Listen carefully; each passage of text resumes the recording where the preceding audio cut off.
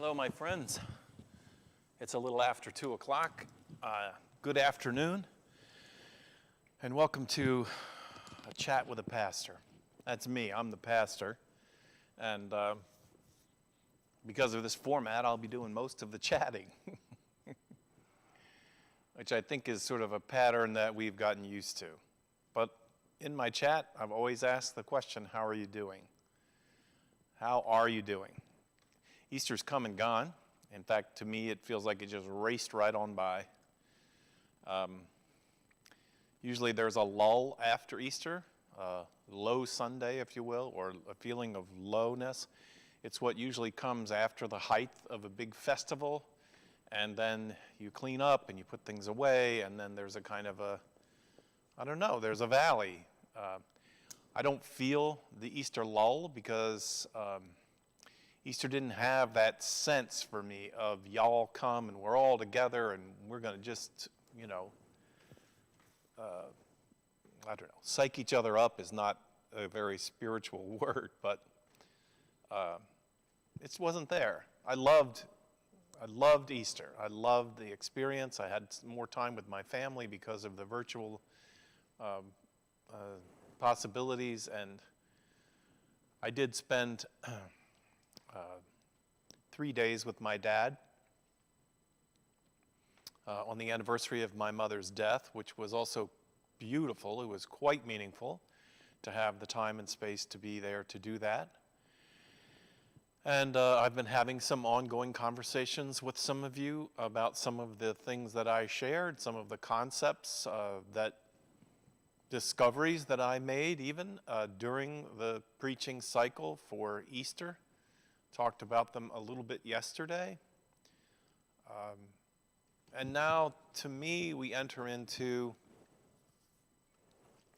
the season between Easter and Pentecost.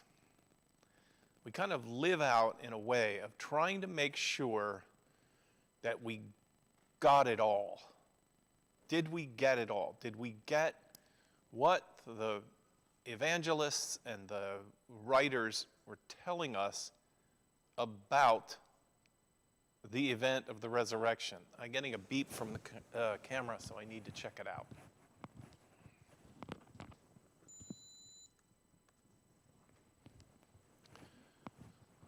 Okay, I fixed that at least. So we have a series of resurrection appearances.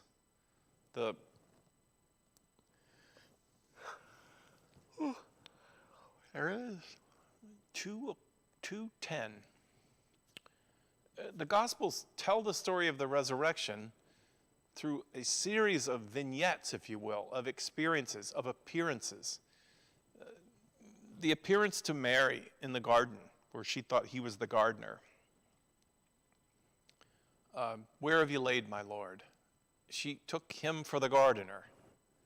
The appearance to the other two Marys and to Salome, where they never saw him there, but there was an angel there telling them that he was resurrected and he was on his way to Galilee, and they should go because he was going ahead of them, and he would give them mission and spirit there. The appearance to his disciples. Now it's interesting, they don't really name all of who was in that upper room that night. His appearance to them, he came in through the walls somehow. And then the next week he was there again with Thomas, and he ate with them. There is an appearance of them being in the boat. They're out on the boat on the lake, and the waves are rolling, and they look and they see a figure on the shore, and that person begins to walk toward them on the water. And Peter says, if it's really you, Lord, then invite me to come out and walk on the water with you. And Peter climbs out of the boat, and they get to the shore, and Jesus is having evening supper, fish with them. He's eating with them. These experiences, they happen in, I gather, what was a relatively short period of time. But they're stacked up so that you have to pull them apart and listen, what does it really mean? What did the resurrection, the reappearance of Jesus after his suffering in the garden, after his trial, after his torture, after his death, and then the waiting period, the awful period when the truth of his death began to settle in. The two men walking on the road, they're going home from the Passover. They came to Jerusalem with great expectations. They walked home, telling each other, reminding each other of the disappointment and the letdown and the frustration. And Jesus appears to walk with them. He walks on the road with them. And they don't recognize him. They do not, however he appeared, he didn't look like the Jesus they knew. There's a lot of this that goes on in this resurrected Lord that is seen. There's a lot of Mary doesn't recognize Jesus in the garden. This is a man she spent an enormous amount of time with, and he's there in his resurrected form, and she doesn't know who he is until he speaks her name. Did he look different? The two disciples on the road to Emmaus, there's all kinds of confused identity there. They tell him, do you not know the events that have happened here in the last week? Are you the only one in Jerusalem who does not know? And so they begin to tell him the events that have happened, and then the visitor, third person on the road, tells them the meaning and interprets the meaning of this week's events in light of the whole arc story of human history from the beginning of time, carried through Abram and Sarah and all the way through, and he explains to them the meaning of the events that have happened. And they say to him, where are you staying the night? And he says, I'm going to keep walking on. And they plead with him, come home with us. And they're sitting at the table with him, and he breaks the bread, and somehow in how he breaks the bread, it dawns on them who he is. See, this is the theme. After the resurrection, the question becomes really multiplied. Who is Jesus? By saying, who is he? What is the impact supposed to be on our lives? How are you different? How am I different? What is the some net effect of Jesus and of his life and death and his resurrection appearances? What is the effect? For those two on the road to Emmaus, they say, wow, we know who you are, and he is immediately gone.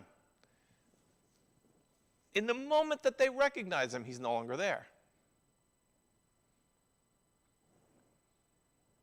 And then they say, they check with each other.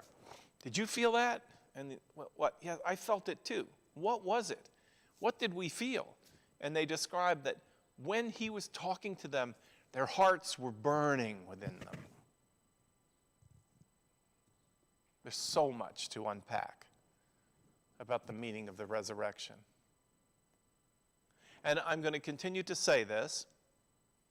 I think the resurrection of Jesus, the life that came to him after he was killed, is in some ways an assurance about the fact that our own death is not the end of our lives. I think it's in there. I think the notion is there. Hymnody has made a huge thing of that. Because he lives, we too shall live. But I think a lot of the hymns are talking about the fact that since there's a resurrection after death, then I can just be a little more relaxed about life here, knowing that in the end, I'm going to live again, I'm going to see my family again, and so hold on until he comes, right? Hold on until that comes. Just white knuckle it. Don't worry about it. some of Christian theology has been interpreted like that. We just, that's it. The good news is at the end of the end, it's all going to be okay. So don't worry about it. And if someone dies, they die tragically. We comfort ourselves with the fact of, well, he didn't live a very long life here, but now he's with eternity with Jesus.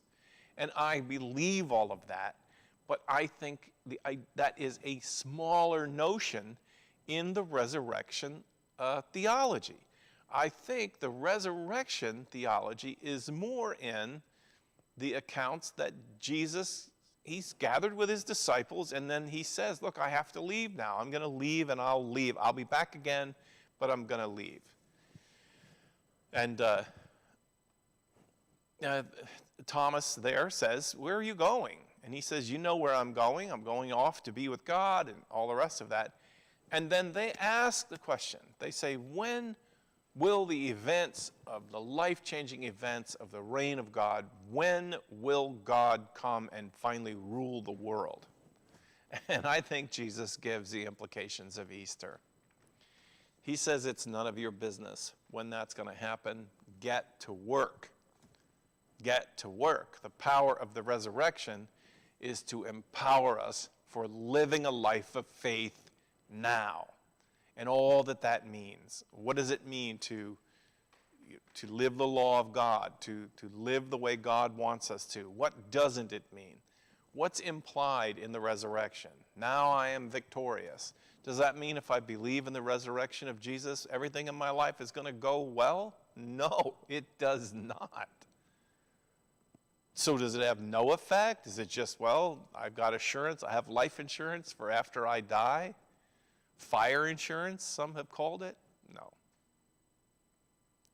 The resurrection is an event that empowered the now walkers with God, the disciples with God, old and new, to live their lives now in faith and all that means. It released them to hospitality and to generosity. It quelled some of their worries about their life today, but all of that is shown in the fact that they were more concerned about those who were around them. It's the same message. The law of God is love. The resurrection, the power of the resurrection, those experiences released those followers then, and when we see it and understand it, it releases followers even now, even those that would sit in this chair, releases them to live life in following God.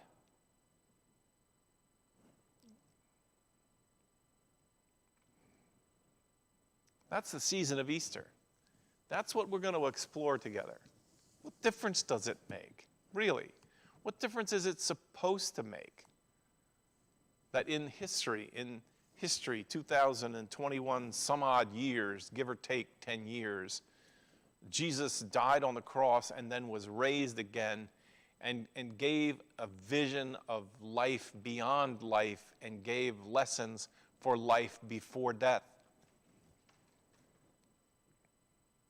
What difference does it make? And the question is, what difference is it supposed to make? And then what difference does it actually make in my life, in your life, in our life together, in how we put together our communities, how we structure our laws, how we, what kinds of networks of caring do we invent? Does the resurrection of Jesus from the dead have any stake in any of that? I think it does. I think it does. So we're going to explore some of that. And we're going to talk a little bit along the way about those experiences. What were the changes that came to the lives of Peter and Paul? Especially Peter. Peter's the one most radically changed in his life. And his radical change in his life is that he begins to broaden his arms to the people who he begins to see as are the people of God. His prejudices, his religious prejudices, and his stereotypes, the resurrection kills them. And he begins to see himself and the human population entirely different. So, Turns out I had a lot to say today in this pastor's chat. I guess it's, the ongoing work that we have now. Easter's come and gone. By the time we get to Pentecost, which is the last Sunday in May, which may be the first opportunity we have for some people to come and to be present for a gathering that goes along with our online streaming.